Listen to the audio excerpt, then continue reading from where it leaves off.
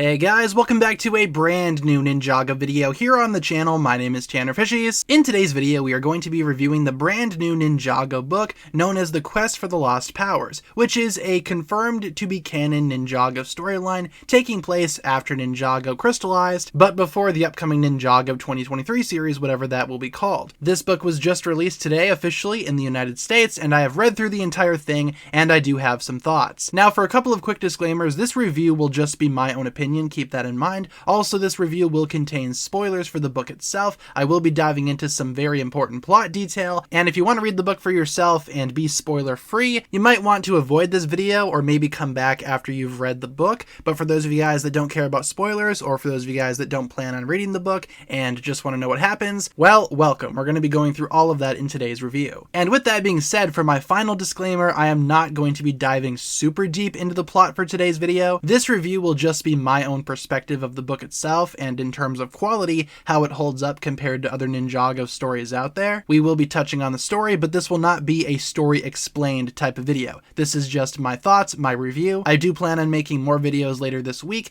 diving into the story even further and talking about each individual ninja, where they are after Ninjago crystallized, and what their storyline could look like for Ninjago's 2023 season. So without further ado, with all of those disclaimers out of the way, let's talk about The Quest for the Lost Powers. Is it worth your time, and is it a good, high-quality Ninjago storyline? So in terms of the format, the book itself is split into a couple of different sections based on the certain ninja that you're reading about. The book primarily highlights the 4 ninja that lost their powers towards the end of Ninjago crystallized, those of course being Kai, Zayn, Cole, and Jay, and the story follows each individual ninja on their own quest in that order. And it's established that the entire group has not talked in weeks, they are separated, they are isolated, and after the battle with the Overlord, they have pretty much just gone their separate ways, each individually trying to find a way to regain their powers and essentially unlock their true potential once again. And I know the ninja already unlocked their true potential years ago, back during season 1. I'll explain more what I mean about that later on. But first, let's start with Kai's story. So Kai's portion sees him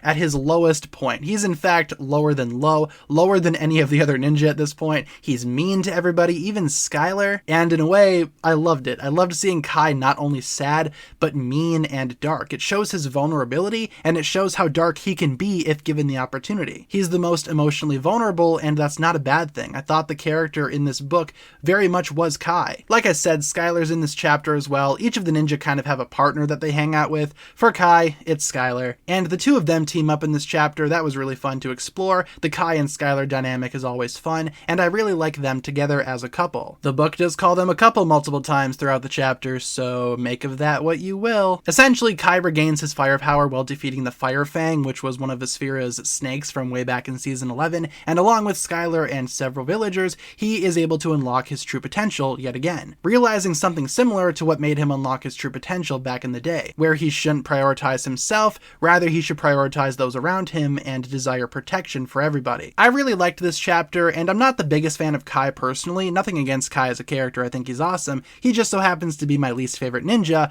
but I really liked how this storyline set up Kai's character and paid off all that setup in a really good and dynamic way. I wasn't really expecting myself to like this chapter as much as I did, but there's a lot here to love, so I think Kai fans are going to walk away from this book really happy and really enthusiastic towards Kai's character in general. Now, moving on to Zayn's chapter. Zayn's portion of the book comes next after Kai's, and Zayn's chapter started off a little bit rough, I'm going to be honest, at least in terms of my opinion, it started off kind of rough, but essentially the chapter follows Pixel and Zayn unlocking some weird software that allows Zayn to relive memories. Pixel is just trying to find a way to jumpstart Zayn's powers once again, and she thinks that going back into Zayn's memories is a way to make that happen. And yes, Zayn does explore quite a few memories in this chapter. He takes a trip down memory lane and actually does reignite a lot of older scenes that we as Ninjago fans have come to recognize, such as the death of Dr. Julian, Zayn unlocking his titanium dragon, and most importantly, the Ice Emperor stuff from season 11. Now I will say, in terms of execution, these parts of the chapter are not as creative as they probably should be. They reuse a lot of dialogue lifted directly from the previous seasons and the previous scenes, and at least myself as a longtime Ninjago fan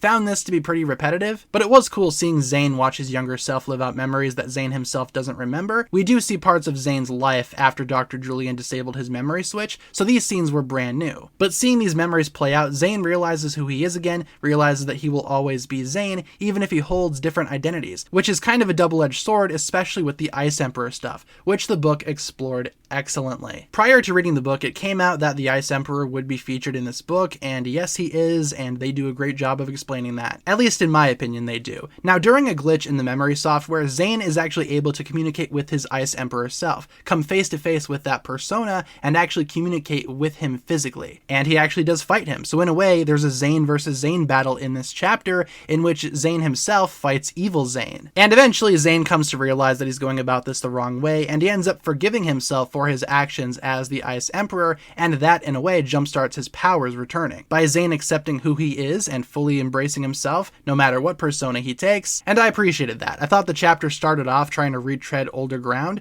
but it eventually became something brand new, and it's something that I really enjoyed looking back. I thought the Zayn chapter was probably one of the strongest ones throughout the entire book, and I feel like Zayn fans are going to really appreciate this chapter for sure. Moving on to the Cole portion of the book, this is some pretty heavy stuff, man. This chapter focuses on Cole and his family, not only his father, but also his mother, Lily. So Cole, following Ninjago crystallized, has kind of just isolated himself on a farm. He's living the farm life, he's helping out the local farmers, and he reunites with his dad, and Cole explains that he's worried that he can't live up to his mom's promise without his powers. We heard all about that during Ninjago season 13. Now, Cole right now has his own people that he's watching over, and he feels like he can't defend them without his powers. However, Lou, Cole's father, explains a lot more of Lily's backstory. And back when Cole was young, during the relationship between Lou and Lily, they both felt powerless, ultimately realizing that they needed each other. There's a really touching moment where Lou recounts a time where Lily came back from a really long mission and cried because of how big Cole had gotten and how much of his life she had missed. She felt powerless in that moment too, and reading through that, man, that brought me to tears, I'm gonna be honest. I'm a sensitive guy, alright? These Legos make me cry when I'm watching them on screen, and they even make me cry when I'm reading them in the pages of a book, but I digress. Eventually, Cole does save his father from a conflict and achieves his powers once again, realizing that he can protect his family even without his powers. And no matter who you are in the world, everybody feels powerless sometimes. I thought that was really powerful. There's also some really well-written action scenes during this portion of the book, and like I said, great character moments between Cole and his family. I just loved it. It was such a sweet chapter. The themes of family were flowing strong with this one, and I just really enjoyed it. This was probably my favorite chapter of the entire book. Really touching chapter, really well written, great character moments. I loved it. What can I say? And now let's move on to probably my least favorite chapter in the book, the J portion. Yeah, this one was cool, but not as cool as the other three. So sorry, J fans, you guys kind of get the short end of the stick here. But essentially, J's chapter follows him and Nia going on a mini vacation. Oh yeah, Nia's back fully now. She's fully Samurai X. But J finds that he's missing a lot in his life. Not only his powers, but also information. He doesn't understand why his birth family gave him up for adoption, and we never understand that either. That's never explained in this book. But what does happen is that Jay does reunite with Unagami, and Unagami teaches him quite a bit about family. Unagami and Jay team up during this chapter, and eventually Jay learns that family is not what you've lost, but what you have. And he's able to unlock his powers trying to save Unagami, who he does see as kind of like a younger brother now, and Unagami sees him as an older brother. So make of that what you will. Maybe the real family was the friends that we made along the way, or something. Yeah, this chapter was pretty straightforward. Jay and Nia do have a lot going on. It's very cute seeing them interact with each other. And also, like I said, there are themes of family in this chapter, though I feel like this chapter is kind of a retread of Cole's story for the most part. Again, Cole's story also touched on family, and Cole's story was a lot stronger. I wouldn't say that Jay's chapter is bad, and I still feel like Jay fans will ultimately get a kick out of this chapter, and they will really appreciate what Jay has been through and how he regains his powers once again,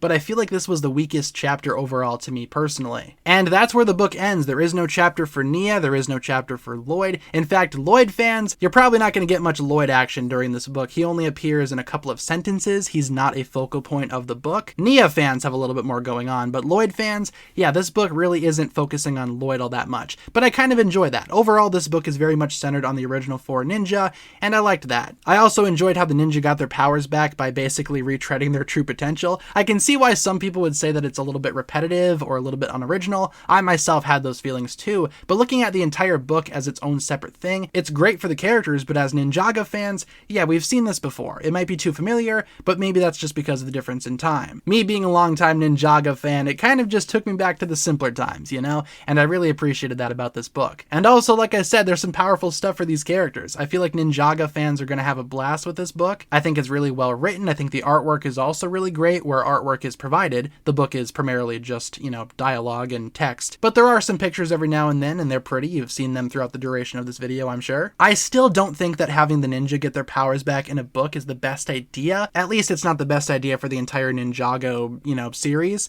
but I can't judge the book specifically for that. That's more of a problem with Ninjago as a series. Instead, the book on its own, I'd say, was a pretty good story. It's a welcome part to the Ninjago timeline in my opinion, and it gets me hyped for 2023. Sure, the entire purpose of the book was sort of just to reset the palette, but it's better than nothing and no explanation. At least we have the book. It could have been nothing, and I think this is better than nothing. But like I said, the book is good on its own, and judging it as its own separate thing, I liked it. I would recommend it. So overall, this book receives 2 thumbs up from me. I thought it was really good. Would totally recommend. I'm excited to get my physical copy in the mail later today, and if you're interested in buying this book for yourself, I bought it digitally through Amazon, as well as buying it physically also from Amazon. So check Amazon. And like I said, guys, I will have several more videos coming out this week where I go into more detail surrounding the story and explain what happened to each individual ninja in great detail. So look forward to all of that. I just kind of gave you the Cliff Notes version in today's video. There is certainly a lot more to each of these characters' stories that need its own dedicated video. So stay tuned for all of those. Thank you so much for watching this video. Leave all your thoughts down below. Hopefully you enjoyed today's video. And guys, that'll pretty much wrap it up for my thoughts here. Thank you so very much for watching. If you guys enjoyed today's video, feel free to like and subscribe, do all that fun stuff, and I will talk to you guys again really soon. Peace.